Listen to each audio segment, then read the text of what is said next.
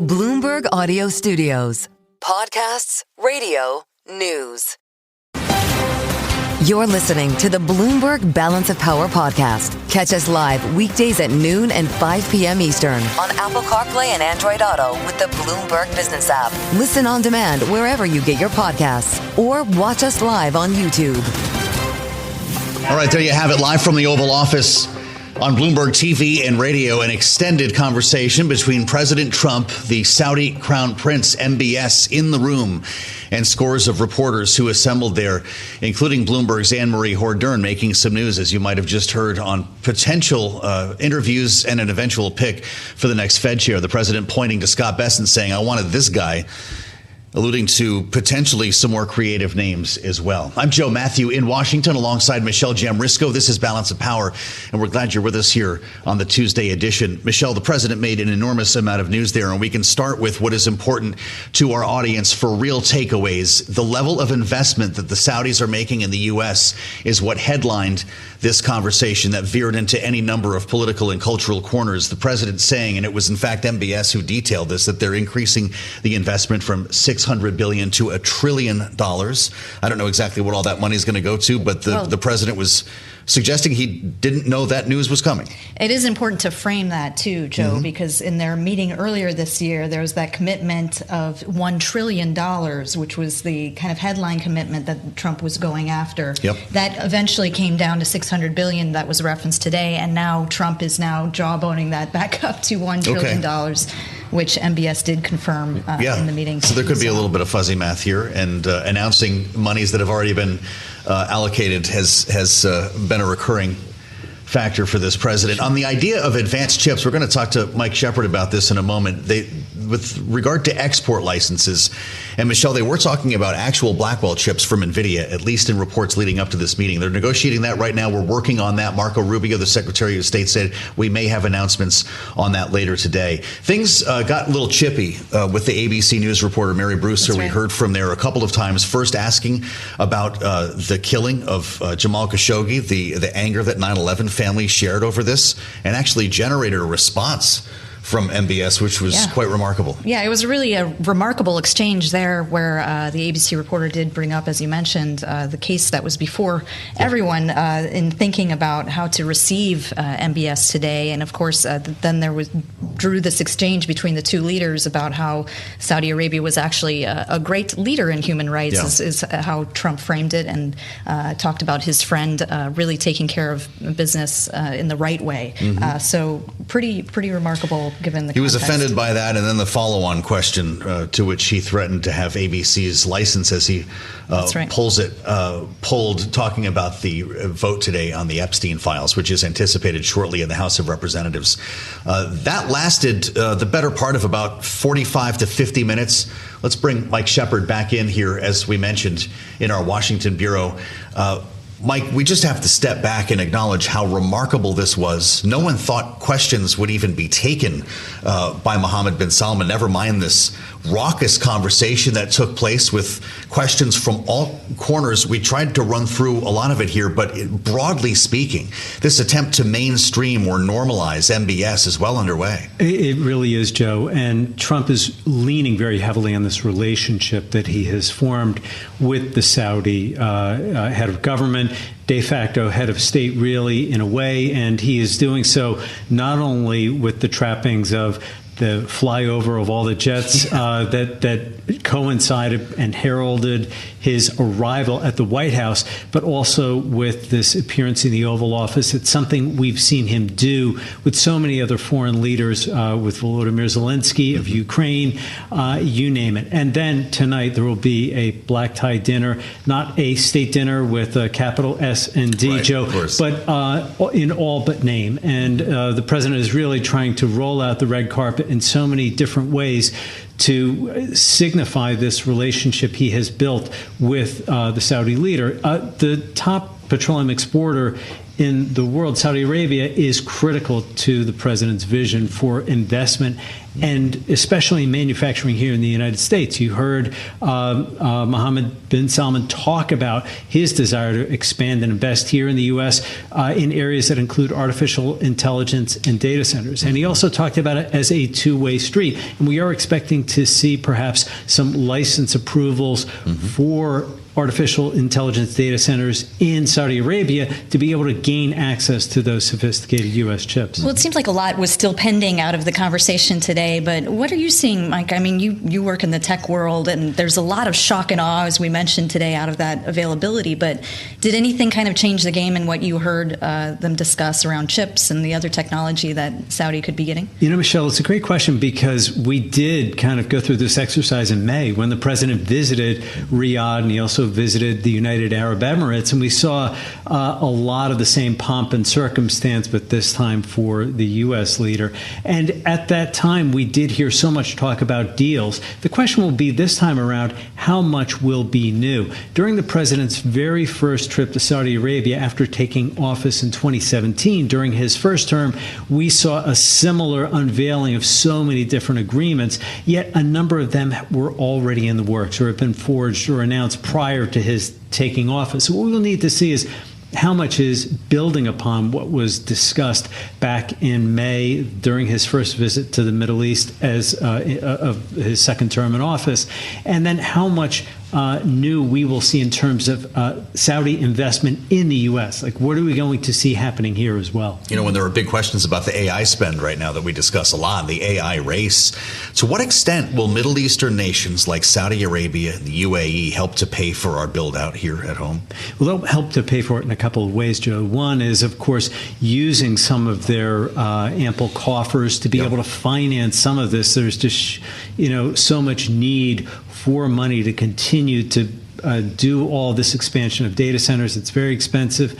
All those semiconductors are not cheap, nor is the steel and everything else that has to go into these AI factories, as Jensen Huang likes to think of them. But they are also going to be an engine, Joe, of how AI will be applied in the future. And we know that in the kingdom, they are pushing efforts into autonomous vehicles. This is something that, we've heard the NVIDIA CEO talk about, and other big AI leaders, including Elon Musk of Tesla. They have talked a lot about this, and you can't do that kind of that kind of autonomous driving and other ventures without AI. Elon's at the big dinner tonight, right? And he is. He's scheduled to be there. It's quite a who's who on the list.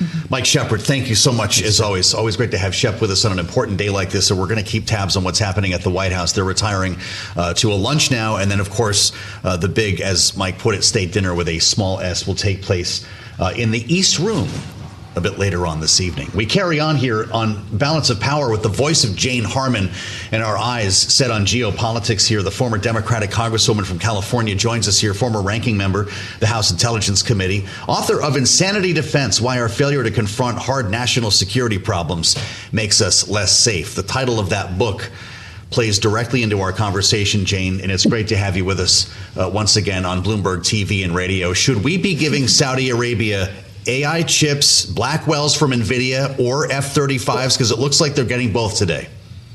They may be. My head is spinning. Talk about insanity defense. That was a whopper of a press conference. What'd you make of that session? I can't believe it even happened.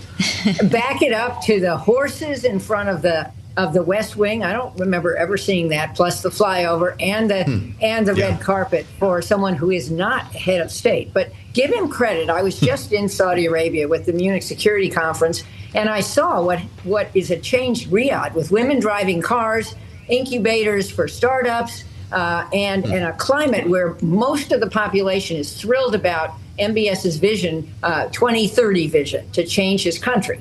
No discussion of human rights, and no real discussion of human rights here today either, which I thought was unfortunate. And I thought that the president's gratuitous criticism of Mary Brewster of ABC was way over the top and unjustified. But be that as it may, to answer your question, I think there will be more money from Saudi Arabia coming here, whether it's $1 trillion or not. It's kind of a soft number as I see it.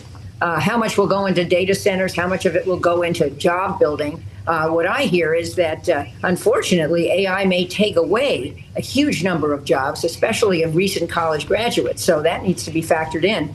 But the economic relationship is pretty solid. There was also conversation about everything else, certainly including F-35s. And again, that's a little vague, but it does sound like we're sending Saudi Arabia the same planes that we send to Israel, which has never happened before, unless Congress intervenes. Congress has tried to block sales in the past, but not been successful. But that sale has been underway. There was no conversation, or I didn't hear it in all the flow of words, about anything about civil nuclear capacity. I thought it was good that was left off, because that's very complicated, and I don't think vague promises would work there.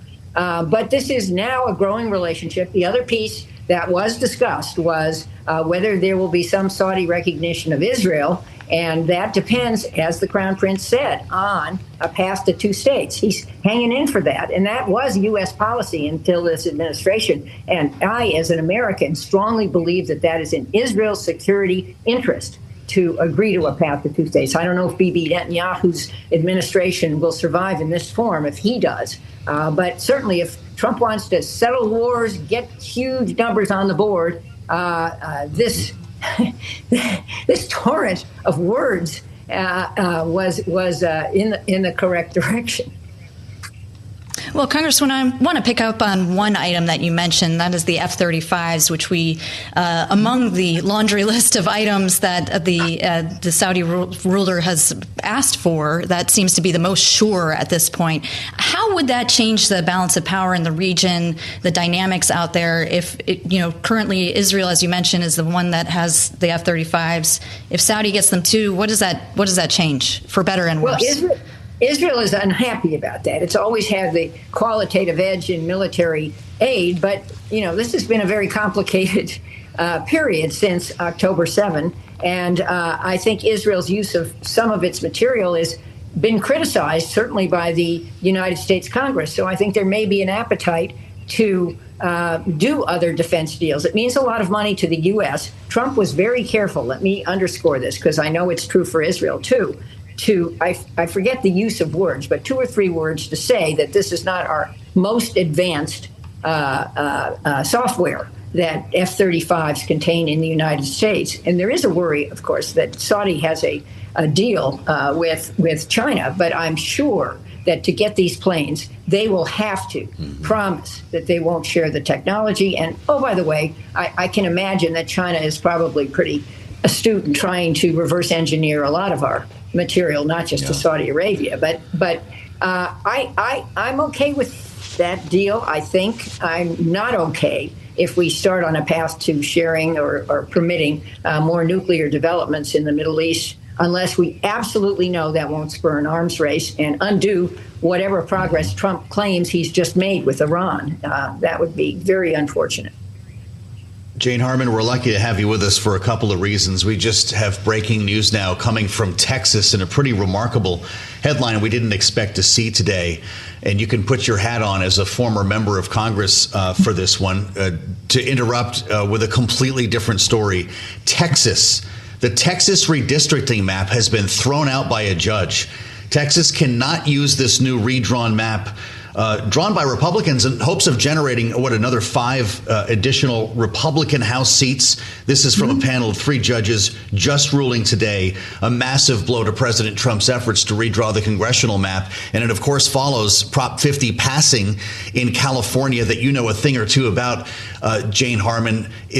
Are we going to find that Gavin Newsom actually has the upper hand at the end of this event? Or are all these maps being redrawn off schedule going to be a problem now? Who knows? This redistricting arms race is very troubling to someone like me, who was strongly for the commissions in California. But hey, if Texas is doing it, California's going to do it. This was a lower court decision, I'm sure, Joe. So it's going to be challenged, and let's see what happens as it goes up the ladder. And the California plan will also be challenged. I don't know where this ends up. I mean, some of the speculation is quite amusing that the people expect to win these seats may not win them. I just think it's a tragedy to the voters of the United States that the the decade, the observance that is set out by the Constitution, that we redo the population statistics every decade, is not going to be respected. But I do understand why California did what it did in response to Texas. So let's see. I mean, this is one of the more exciting news days of ever. What else is going to happen in an hour? Isn't that true? My God. Certainly a lot to unpack here. Well, as that Texas ruling has come down, we certainly are also watching Indiana. Congresswoman, I wonder your thoughts on where things go from there. Of course, the president has been applying a lot of pressure on his fellow Republicans in the state. Well, I think it doesn't end there. I think a lot of other states are going to try to get into the game. Sadly, I think the game is sad. That is really my point. I think the decision of voters should not be interfered with. But be that as it may, I'm certainly not going to watch or sit by as some in this administration try to prejudice the fair votes of Americans in the next cycle. I don't think that's right. So let's see what the courts decide.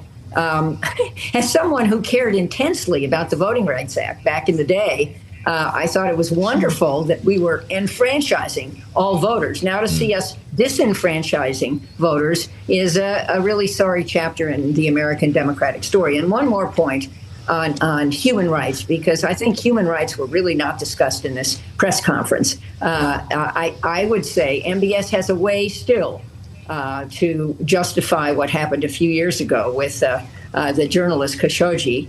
He didn't really face it in the questions today. And I would also say that our U.S. case for, moral authority is a bit tarnished lately, too, by some actions of this administration. And in both of those make me sad, because democracy needs to be robust in this world. It's the latter for the people of this world who deserve respect and opportunity. Jane, it's great to have you. Thank you so much for weighing in on all of these stories. That's, of course, Jane Harman, the former Congresswoman from California, former ranking member of the House Intel Committee. Stay with us on Balance of Power. We'll have much more coming up after this.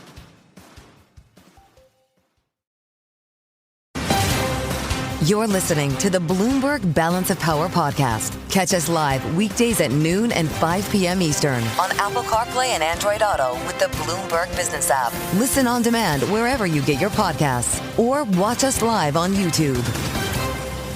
We want to assemble our panel. We're going to stay live here as we go into overtime with now a third story that we're watching.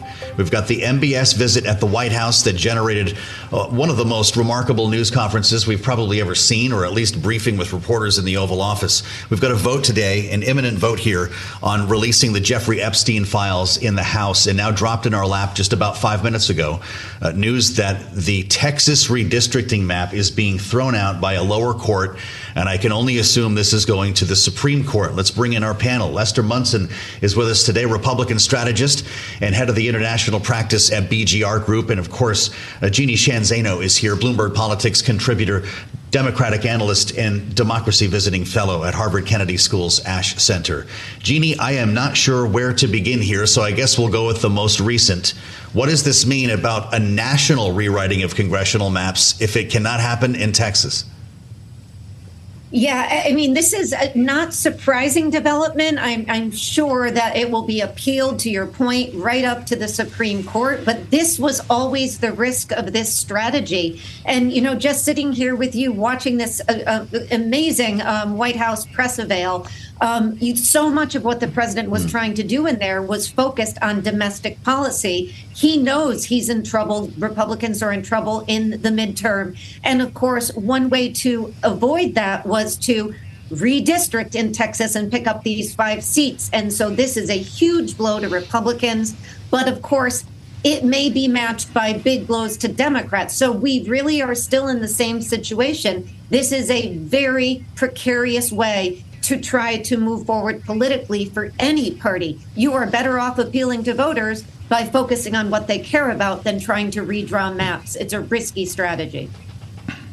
Well, Lester, I want to pick up on that. Amid all that's happened today, as Joe said, it's hard to know where to start. But just starting off on, what Jeannie's talking about here and what the Congresswoman addressed, how dangerous is it for Trump to keep pushing this line on redistricting to the extent that, it does become this battle back and forth between the parties? Dangerous for arguably both parties. So how do you see it? Look, I think the reality is this was already dangerous. We were already in a situation where states were so gerrymandered that the number of seats held by certain parties didn't come close to their actual vote. I'm from Illinois originally.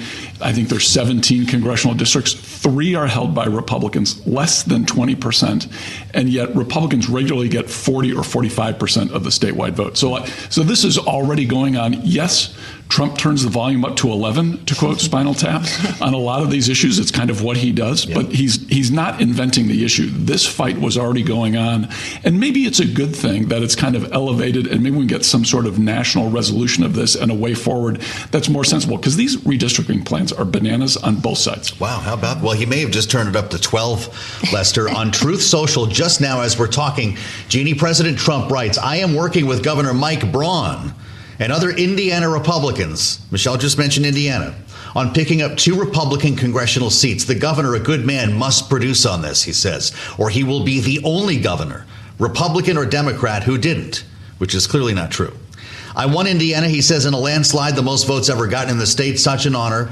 A rhino state senator, Roderick Bray, who doesn't care about keeping the majority in the House in D.C., is the primary problem. Soon, Donald Trump writes, he will have a primary problem, as will any other politician who supports him in this stupidity. Thank you for your attention to this matter. He's not done with the pressure play here, Jeannie, is he?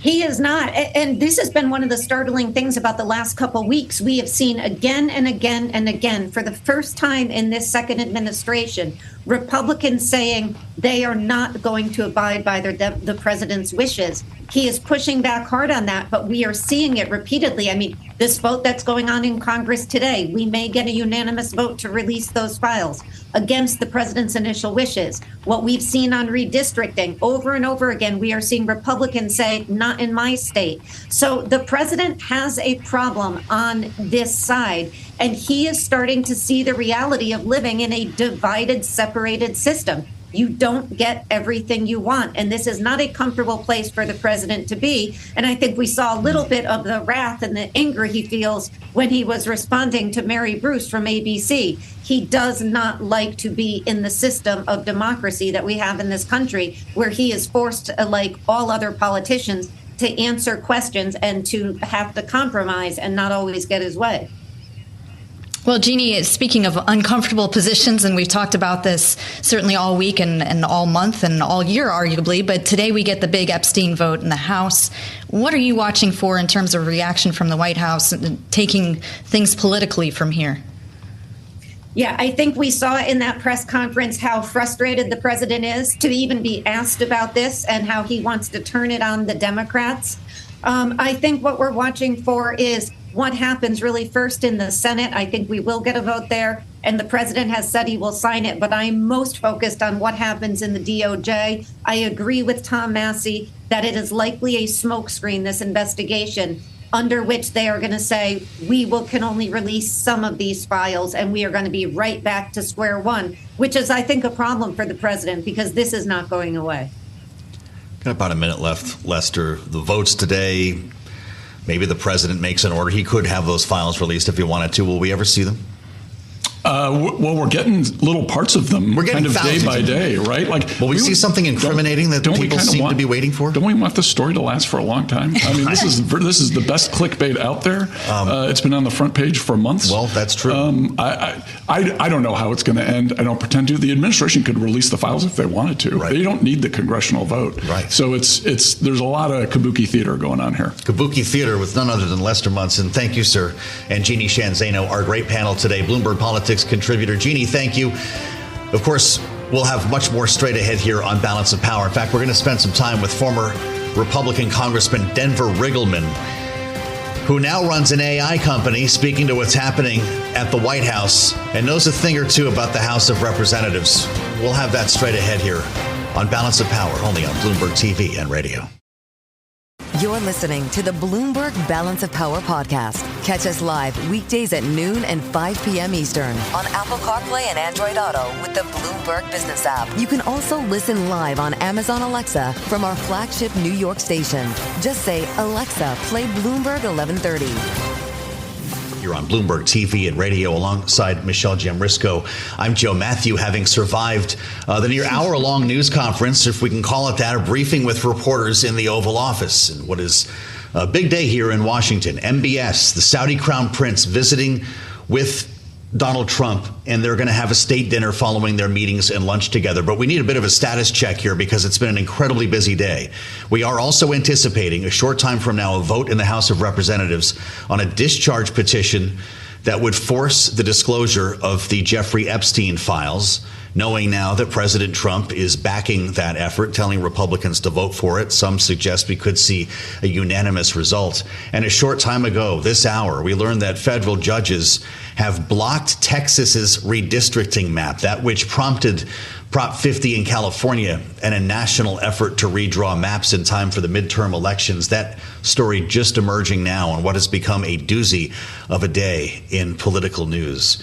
Michelle, we think about the proper voice at a time like this, someone with military and national security experience, has dabbled in the AI field, in fact, has his own AI company now, somebody who served as a Republican in the House of Representatives at the time that all this stuff with Epstein was happening. I think his name is Denver.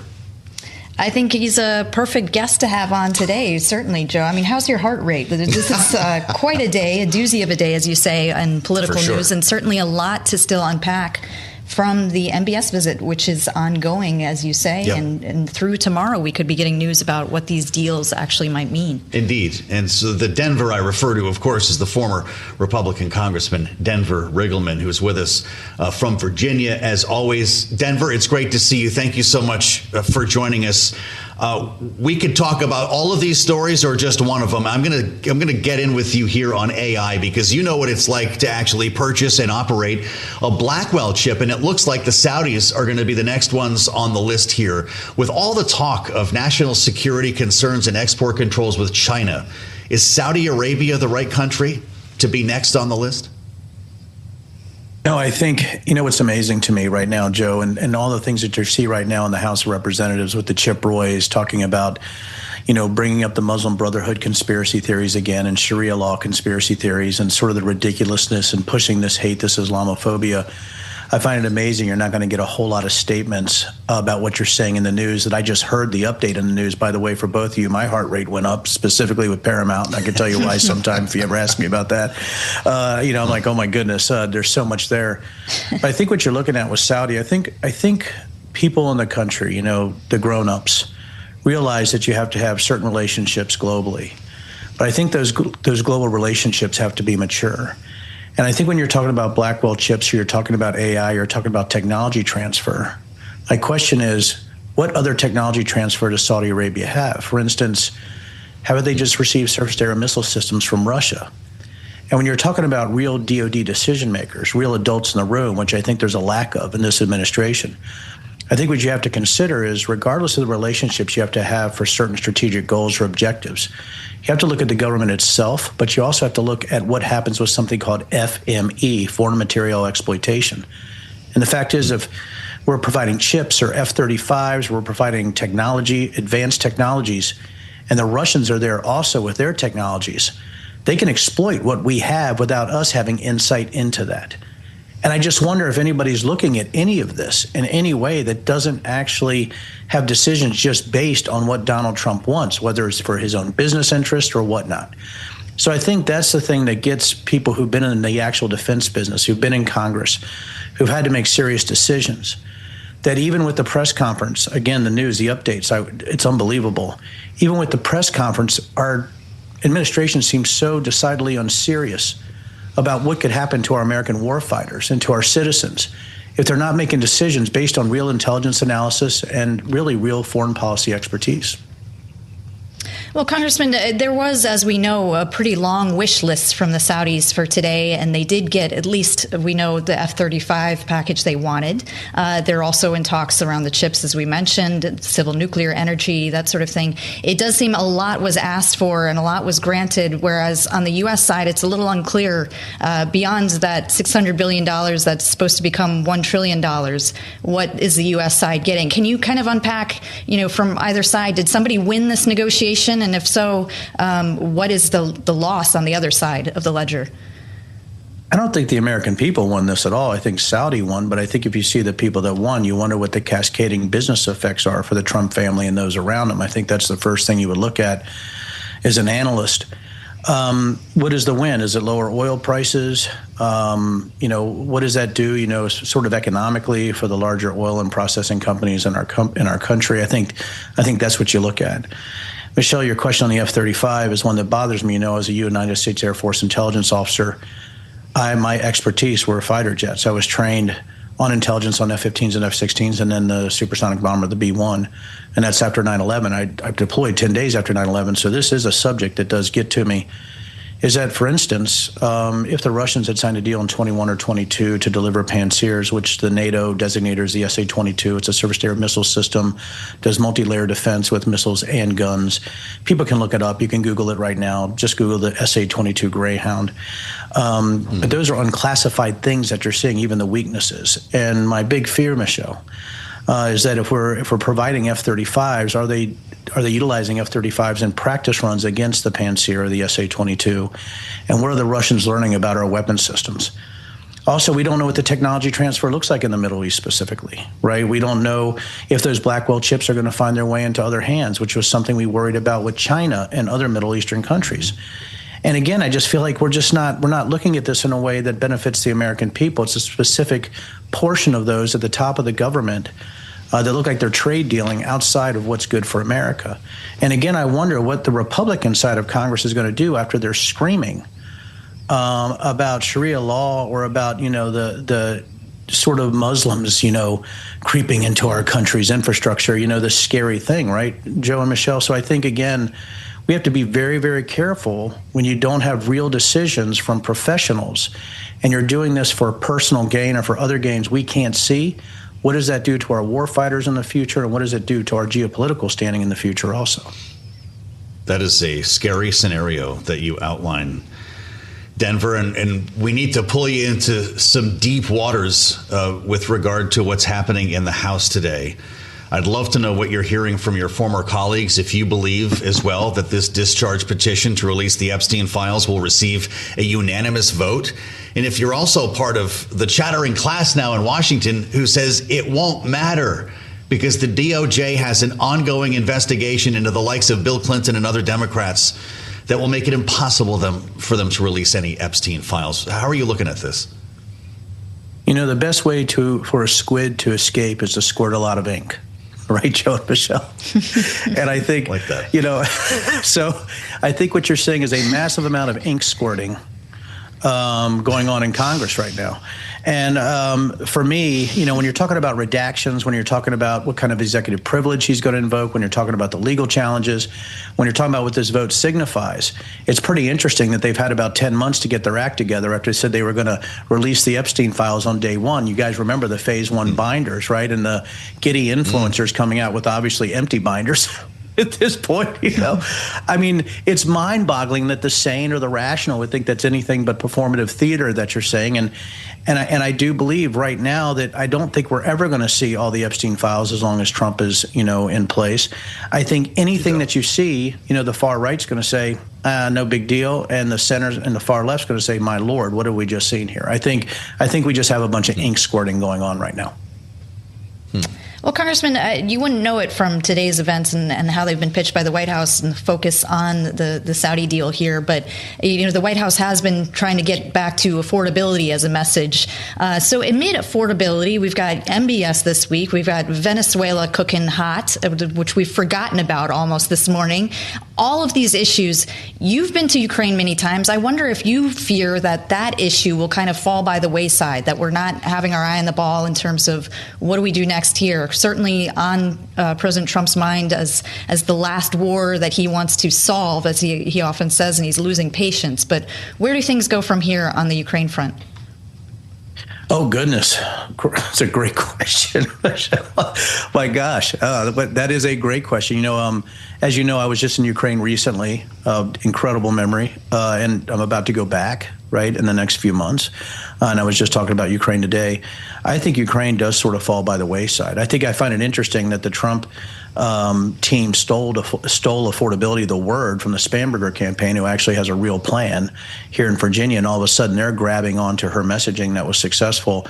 That's what I'm seeing right now when you're looking at the national landscape. But as far as Ukraine's concerned, Michelle, I'm very, very worried. I know it took them a long time to take Pokrovsk, the Russians going in there, and obviously I get updates. I know a lot of people there.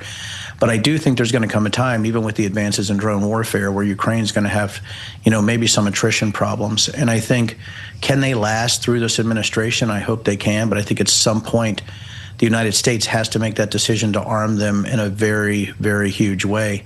And again, it goes back to the fact, I don't know if we're providing, again, F-35s, Michelle and Joe, to Saudi, and we're not worried about Russian equipment there. Are we not worried about Russian intervention or Russian incursions at all into neighboring countries? I mean, at what point after 10 months do we say, well, maybe the Trump administration just isn't that interested in what's going on in Ukraine based on whatever conspiracy theories or whatever foreign policy doctrine they've come up with? Would Tomahawks make the difference, Denver? We talked about that up and down until the president decided it wasn't time to send those cruise missiles to Ukraine. And what if we did give them F-35s? Would be able to train Ukrainian pilots to make a difference? Be rough. I mean, training F-35 pilots quickly would be very rough. I mean, they're some of the best pilots in the world. But I will tell you this. I mean, if there is a way, right, where we could use allied F-35s, that would be fantastic. Listen, Tomahawks would give the Russians a maximum pucker factor. I mean, that is just the truth. We are so much